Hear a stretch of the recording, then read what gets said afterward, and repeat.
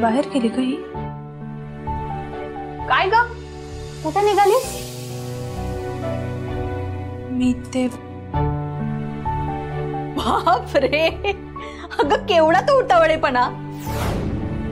अगं ठीक आहे, नाही म्हणजे सुरुवातीला असं होतं की खूप बोलावंसं वाटतं, भेटावंसं वाटतं, पण मी तुला सांगितलं ना आजचा दिवस तुला इथे थांबायचंय.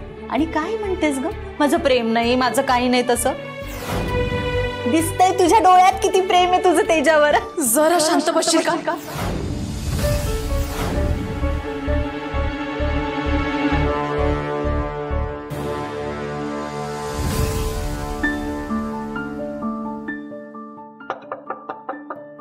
कोण आहे?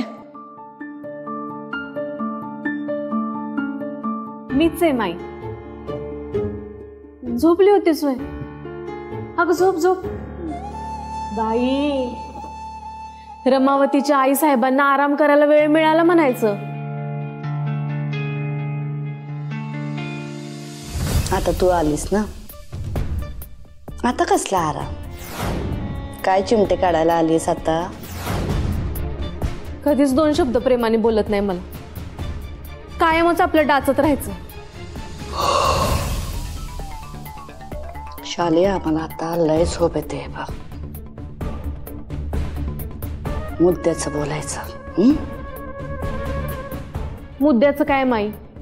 मी काय असंच म्हणून तुला भेटायला येऊ शकत नाही होय? म्हटलं कार्यक्रमाचा शीन आला असन, माईचं डोकं विकत आपण द्यावं. ते तुझं पाय दाबून देऊ का?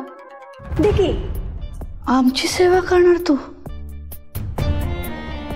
बाबा, हा मग मला लई आहे ग माई तुझं. तुलाच माझी काही किंमत नाही. जाऊ दे. तुला एक सांगू का? पाय चपता चपता सांग.